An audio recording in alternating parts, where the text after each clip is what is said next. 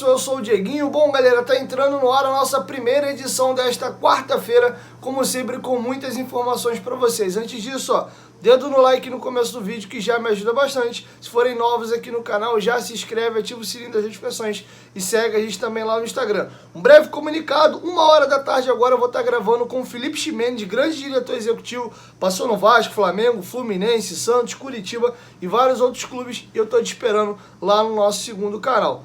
Beleza? E também, você que se amarra em aposta esportiva, se cadastra lá na 1xBet. Hoje tem Flamengo e Fluminense pelo Campeonato Carioca. Tá chegando o jogo do Vasco aí amanhã contra o Bangu. Tem o jogo do Botafogo, ele classifica ou não classifica.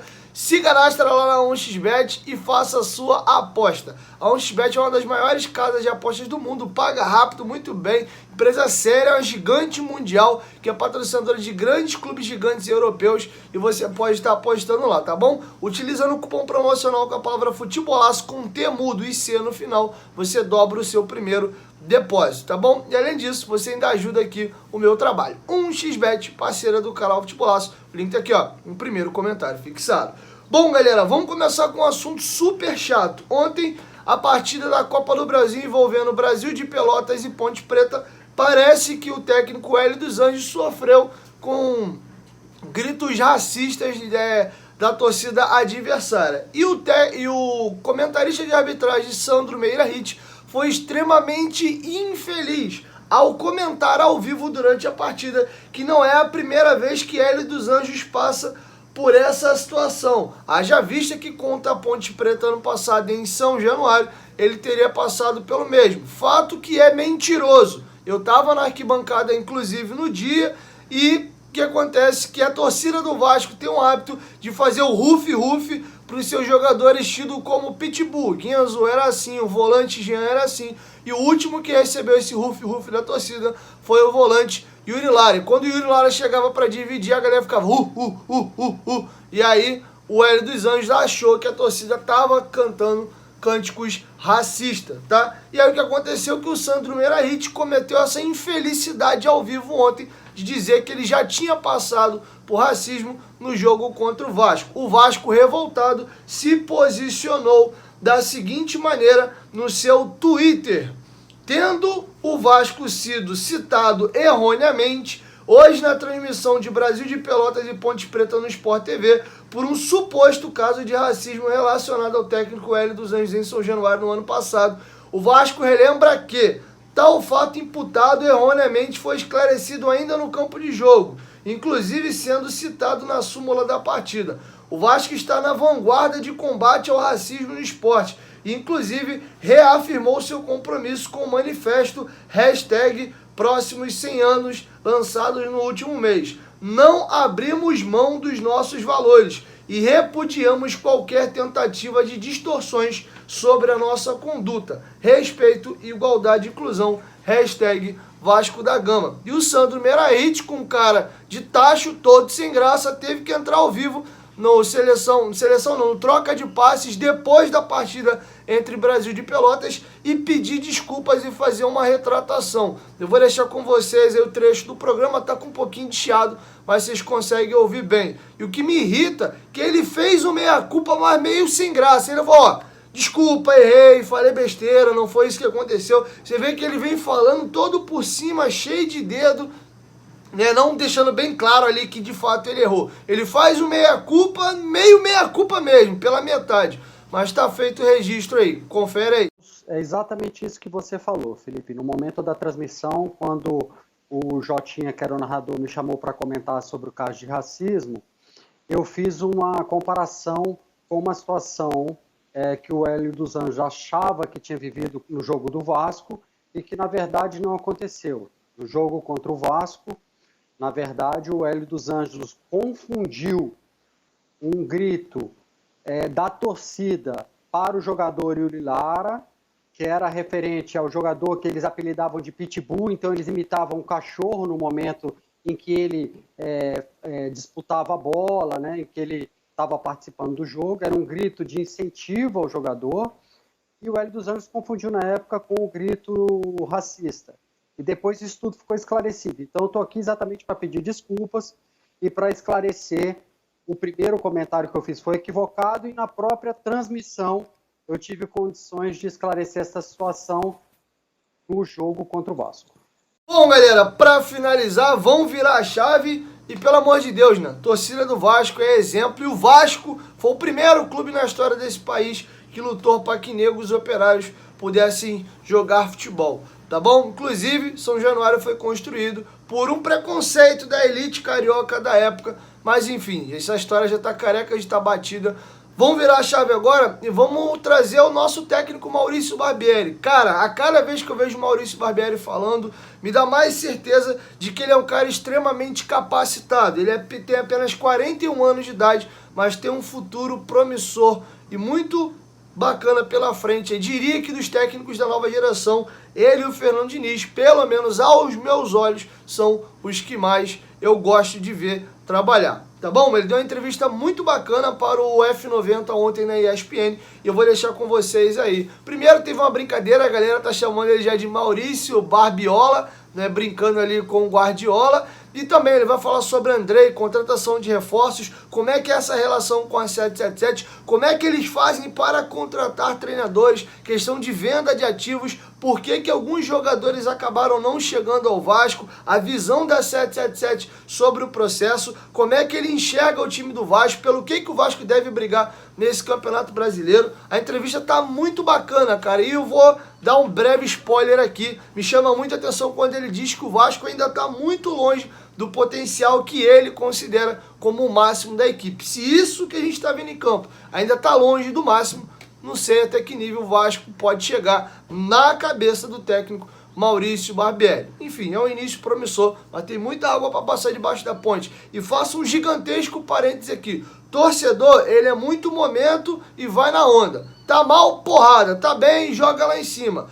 Todo mundo está elogiando o trabalho do Barbieri até aqui. É natural que em algum momento o time possa ter um revés. Então que todo mundo lembre que todo mundo elogiava o Barbieri no começo do ano. Então vamos ter paciência caso aconteça de o Vasco ter um momento ruim no campeonato. A 777 assinou um contrato de 2 anos com ele. Ele vai ficar pro Vasco para esse ano que vem. Independente dos resultados, é muito difícil que ele seja demitido, até porque o trabalho é muito bom. Mas repito, é natural todo time tem os seus momentos de oscilações. Então que todos lembrem que elogiavam muito o Barbieri e que ele tem essa gordura para queimar. Façam as críticas que devam ser feitas no momento oportuno, mas sem querer já arrancar a cabeça de treinador porque não presta e por aí vai.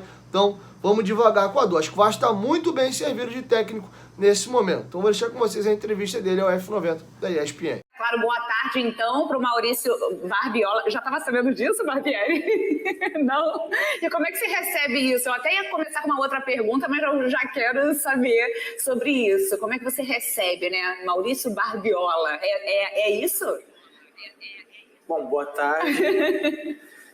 Recebo com naturalidade, acho que faz parte do torcedor nesse momento de descontração, de alegria, essas brincadeiras, os memes, né, que eles todos fazem, mas recebo dessa maneira, com uma brincadeira sadia, divertida. Boa, Barbieri, muito obrigada por receber a gente aqui. Eu já começo também te perguntando, porque lá atrás, quando você foi apresentado, né, para assumir esse novo Vasco, você falava que o Vasco estava em construção atrás dos grandes times do Rio de Janeiro. Agora, alguns jogos depois, 3 clássicos depois, derrota para o Fluminense, vitória do Botafogo, agora essa vitória contra o Flamengo.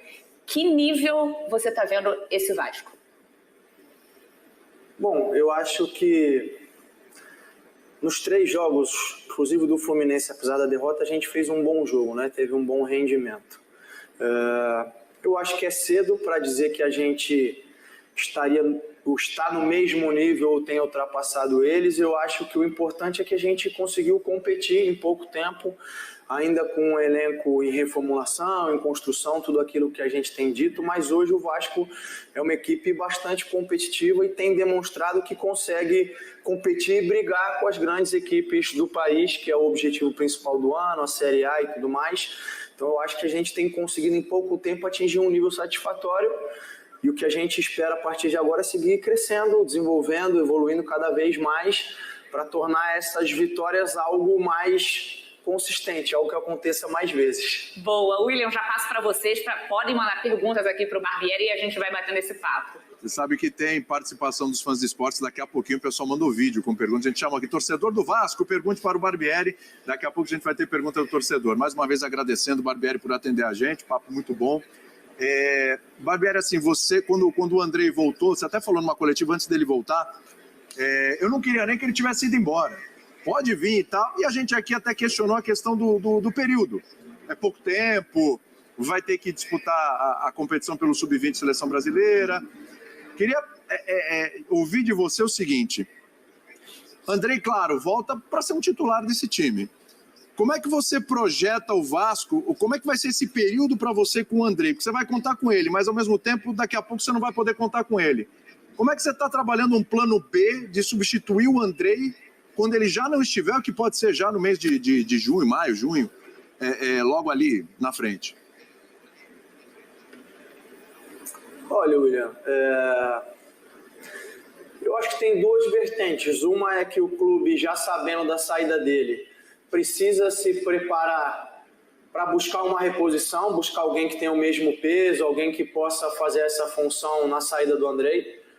E depois a gente internamente também precisa trabalhar os demais jogadores para darem conta do recado, até numa ausência do Andrei por lesão, por suspensão, enfim, esse é um processo mais natural, né? Toda equipe precisa desenvolver esse processo de ter aqueles jogadores que acabam sendo as principais escolhas, vamos dizer assim, as escolhas iniciais, mas depois você tem os substitutos, aqueles jogadores que entram para tentar ter um desempenho parecido ou relevante, melhor, enfim, aquilo que for possível. A gente tem alguns meninos que vêm crescendo e se desenvolvendo, que ainda são jovens, tem o caso do Rodrigo, o caso do Barros, são jogadores que a gente ganha tempo para prepará-los, para deixar eles melhor desenvolvidos, para suprir essa necessidade numa eventual ausência do Andrei. Barbieri, aproveitando esse gancho, você falou aí de reposição, né, quando o Andrei for embora, e você vê isso assim, uma peça que vocês querem buscar no mercado e já emendando aí, o Paulo Brax fala que, né, até abril quer ter 90% do elenco formado. Você pediu alguma posição específica, se puder falar a posição, ou então o número de jogadores que você ainda quer colocar nesse Vasco aí que você está construindo? A ideia, sim, que a gente vá no mercado buscar, a gente precisa encontrar esse jogador ou essa peça. Eu faço sempre muitos pedidos para o Paulo. Em alguns momentos é possível atender, em outros não, ou porque o jogador tem contrato, ou porque está fora por questão financeira, por uma série de questões, mas a gente tem sempre trocado e os pedidos são muitos, como eu disse. Mais ou menos quantos? A ideia... Muitos? 5, 3? Não, a gente já falou desde o início do ano de muitos nomes, muitos a gente acabou não conseguindo, como eu disse, por terem jogadores que ou têm contrato e não eram possíveis de estarem deixando o clube, outros por questão financeira, mas a gente troca muito em relação a isso, né? Desde o início, como a gente vinha no elenco em construção, a gente procurou mapear todas as posições. Agora a gente tem posições que a gente entende que tem uma segurança um pouco maior, tem outras que a gente entende que precisa continuar buscando. Uma é essa, do Andrei. Então a gente segue em busca, mas eu não consigo te dizer quando a gente vai encontrar, se a gente vai encontrar agora nessa janela ou só na próxima, uma situação que a gente não tem ainda resolvida. Boa, William. Muito bem, deixa eu mandar um abraço pro Léo Jaime. A gente falando de cantores aqui, o Léo Jaime está acompanhando o programa. Não, o Maurício Manieri eu não sei se tá, o Léo Jaime. O Léo Jaime tá. E elogiando o Barbieri, né? Elogiou. Esse cara é bom, esse cara é bom. Deu uma tuitada agora o Léo Jaime, tá acompanhando a gente. Grande abraço pro Léo Jaime, somos todos aqui fãs do Léo Jaime, né? Espetacular. Eu cometi uma indelicadeza aqui, eu tinha que ter começado... Não, a primeira pergunta não tinha que ser minha, né? Tinha que ser do Pedro Ivo. Porque tem o Pedro Ivo, verdade. Eu não sei se a pergunta é dele ou se o vizinho vascaíno dele mandou uma pergunta aí no Zap. Não, a pergunta é minha. Maurício, obrigado por você estar aqui com a gente. Você já brincou aí no caso de reforços, que a Roberta pergunta muito bem, porque é sempre uma curiosidade do torcedor, quantos reforços, quem chega, quem não chega. Eu acho que uma curiosidade do torcedor eu também tenho, não só no processo do Vasco, mas no processo de outros clubes, que é uma novidade, entre aspas, recente do Brasil, que é a SAF administrando um clube de futebol. É um modelo totalmente diferente dos dirigentes amadores, eleitos. Como é que é exatamente esse processo como foi a montagem, se você puder detalhar dentro do que você possa falar, a montagem do elenco, o que você pediu esse tipo de jogador, porque encaixa com o meu projeto, com a minha ideia, e como é esse dia a dia, além do contato com o Paulo, com os próprios americanos, com os donos da brincadeira, no caso. Como é que é essa relação, essa montagem, esse plano de utilização e na esteira desse assunto, o plano de utilização dos jovens, porque a gente olha para o Botafogo, todo mundo ficou muito revoltado, nossa, mas aí desenvolveu um jovem e vendeu. Como é que é esse dia a dia com a SAF? É pedido seu, você tem essa voz direta, e como vocês desenvolvem os jovens, como você viu os jovens muito utilizados hoje no Vasco, e para um futuro também da SAF, não só do Vasco, porque a gente sabe que é negócio. O que a SAF passa para vocês, como é que esse canal com eles ali, de montagem, de desenvolvimento do seu trabalho? Bom, boa tarde, Pedro. Um abraço ao Léo Jaime aí também, obrigado. Também sou um grande fã. Em relação à SAF, né? O meu contato diário é muito mais com o Paulo é que faz essa ponte junto com a SAF. Quando a gente se reuniu no começo para montar o elenco, primeiro a gente partiu de uma avaliação prévia daquilo que foi o elenco na temporada passada. E aí, o quanto a gente achava que tinha que mudar, que tinha que modificar, quais os jogadores que a gente entendia que poderiam ser observados e aproveitados, essa é uma parte do processo. Depois vem uma outra parte que é a questão do orçamento. Com a presença da SAF, você tem um orçamento muito mais rígido, vamos dizer assim, você tem aquele valor total e você precisa ter sabedoria e inteligência para fazer as suas escolhas dentro daquele valor, né? Então não tem essa conversa de gastar mais do que você tem disponível, como a gente vê muitas vezes aí nos outros clubes que não estão sob esse modelo de SAF, eles acabam se endividando, gastando mais, acabam fazendo, enfim, a coisa girar de uma maneira que depois a gente vê essas dívidas gigantescas. Então com a SAF não tem essa conversa. E a partir disso a gente vai para a característica do que a gente procura e como isso se encaixa no que tem disponível no mercado, né? Muitas vezes você quer um jogador com aquela característica, mas o clube que tem um jogador não quer vender ou quer vender no preço X que você não consegue pagar, você precisa ir para uma segunda opção. Então é todo esse jogo que a gente faz de tentar, a gente acaba avaliando muitos nomes para encontrar um nome que se encaixe dentro disso tudo que eu estou falando, dentro da questão financeira, dentro da questão técnica. E aí o que tem um peso maior da SAF é que a SAF entende que uma parcela das contratações são contratações que venham para ter um retorno esportivo. Então são jogadores que podem vir com uma idade um pouco mais avançada, perto dos 30 anos, são jogadores que vão entregar retorno esportivo. Mas ela também quer que o clube faça aquisições de jogadores que vão dar o retorno não só esportivo, mas financeiro. E aí é mais um X ou um Y na equação que a gente tem que colocar dentro. Então, muitas vezes a gente pode ter interesse do ponto de vista técnico num jogador com uma idade mais avançada, vou dizer 34, 35 anos, e isso já não é tão bem visto na SAF, não é que ela diz não quero, mas não tem uma receptividade tão grande, aí a gente precisa ir por um outro caminho, fazer uma outra escolha, enfim. Esse é o quebra-cabeça que a gente tem tentado resolver desde o início do ano, desde a minha apresentação. Por isso que eu digo sempre que é um processo, leva um pouco de tempo, por isso que eu falei dos muitos nomes que a gente debate, às vezes a gente fala de um nome aqui, ele sai da pauta, volta lá na frente, ou porque mudou a situação no clube, ou porque a gente não conseguiu encontrar outro nome que se encaixe nessa equação e vai funcionando nessa dinâmica. Não sei se eu consegui esclarecer todas as suas perguntas em relação à SAF, mas em geral, em linhas gerais, é isso. Com os jovens exatamente do elenco atual, o que vocês projetam com esses jovens, dentro de que a SAF precisa ter um retorno? São jovens para encaixarem no elenco, que tem alguns nomes mais experientes e serem vendidos, ou nesse momento a SAF olha para esses jovens como retorno esportivo para esse ano, por exemplo? Não, olha como retorno esportivo. Eu acho que em algum momento, claro, que a SAF tendo possibilidade, sendo algo bom para o clube, no sentido do momento da venda, sendo bom para o jovem, claro que eu acho que ela vai fazer esse movimento das vendas, de ter o retorno, enfim, até porque ela precisa reinvestir o dinheiro, precisa fazer a roda girar. Mas nesse momento, todas as escolhas que a gente tem feito em relação a subir os jogadores, ao aproveitamento deles, observação deles, tem a ver com o rendimento esportivo, tem a ver com eles estarem conseguindo nos treinos e nos jogos demonstrarem que tem capacidade, que tem condição de estarem fazendo parte desse grupo. Olha, tem mais só 5 minutinhos de programa, então vamos no pique. Eu vou colocar um Fã de Esportes. Sim. Aí já aciono o Zé e o Bobu rapidinho. Fã de Esportes, torcedor do Vasco. Vamos lá. Fala, Barbieri. Saudações vascaínas. Ainda um pouco rouco da vitória de domingo. Faz bastante tempo que o Vasco não tem um início de temporada tão promissor como esse. E a torcida do Vasco está tão empolgada com isso, né? Queria saber de você o seu Vasco ideal. Seria com 3 volantes, Alan Gomes, Andrei e Jair, ou com 2 pontas abertos, Peck, Figueiredo, Orelhano, tá bom? Saudações vascaínas, parabéns aí pelo início de temporada, estamos bastante confiantes. Abraço. Boa, vamos lá, Barbieri. Boa, primeiro um abraço, obrigado pela pergunta.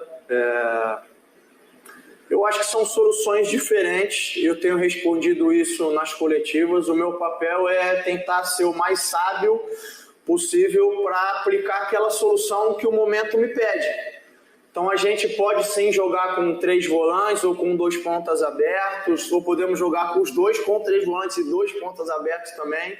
Uma coisa não inviabiliza a outra.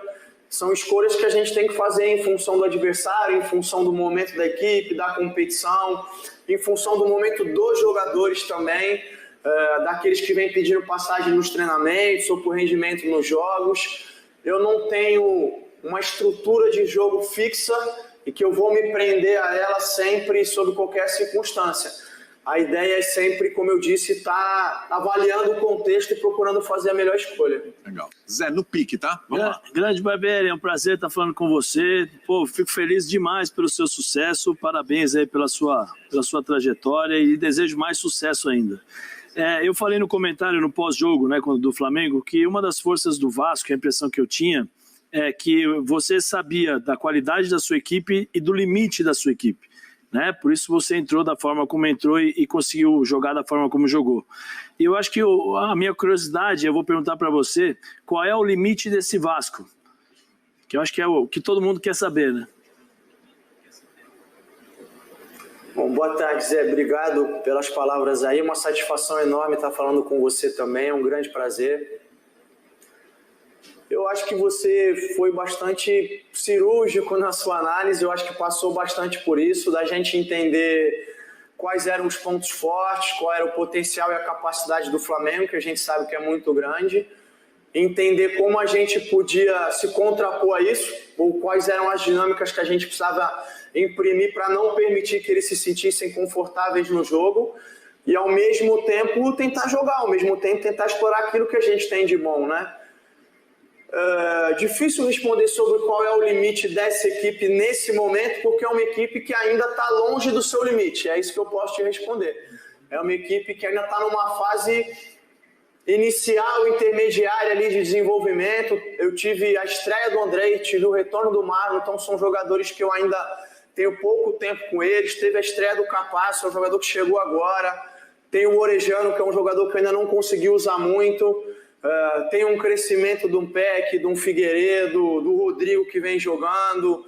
Então, assim, eu acho que a gente ainda tem uma boa margem de crescimento. É isso que eu posso te responder. Eu acho que a gente está no caminho certo, a gente tem conseguido fazer jogos em bom nível, ser uma equipe competitiva, mas a gente ainda tem bastante margem para crescer bastante durante a temporada. Bom, galera, é isso. Essas são as informações que eu tinha para trazer para vocês nesse vídeo. Eu quero te ouvir. Deixa a sua opinião aqui embaixo nos comentários. É isso. 1, 2, 3, futebolaço, tamo junto, família. E por volta aí de 5, 5 e meia eu chego com a nossa segunda edição. Valeu, fui. Na verdade, 5 e meia, 6 horas. Tamo junto.